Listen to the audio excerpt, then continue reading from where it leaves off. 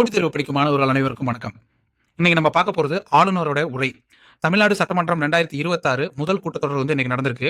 இது ஆளுநரோட உரையோட ஆரம்பிச்சிருக்காங்க. ஸோ இதுல நம்ம தேர்வு நோக்கில் பார்க்கலாம். Article 176 special address by the governor. அதாவது 2026 ஆண்டுக்கான தமிழ்நாடு சட்டமன்றத்தோட முதல் கூட்டத்தொடர் ஆளுநரோட உரையோட தொடங்கியிருக்கு. ஆர்டிகல் 176 ஆளுநரோட சிறப்பு உரை. இது என்ன சொல்லுதுன்னு பார்க்கலாம்.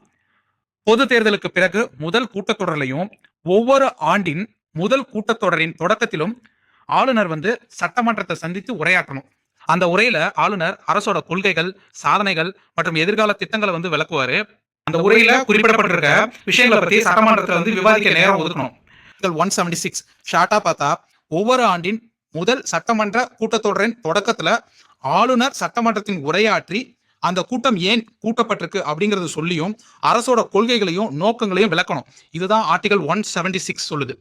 2026 தமிழ்நாடு ஆளுநருடைய முக்கியமான கருப்பொருள் என்னன்னு பார்த்தா, 1 நல்லாட்சி, 2 போதை ஒழிப்பு, 3 இளைஞர் முன்னேற்றம், 4 தமிழ் மொழி பாதுகாப்பு, 5 இருமொழி கொள்கை. இதுதான் முக்கியமானது ஆளுநரோட உரையில இருக்கு. அரசியலமைப்பு தொடர்பா ஆளுநர் சம்பந்தமா வேற என்னென்ன ஆர்டிகல் இருக்குன்னு பார்த்தா, ஆர்டிகல் 163 ஆளுநர் தச்சரைவை வழங்கும் ஆலோசனை பயிற்சி தான் செயல்படணும்.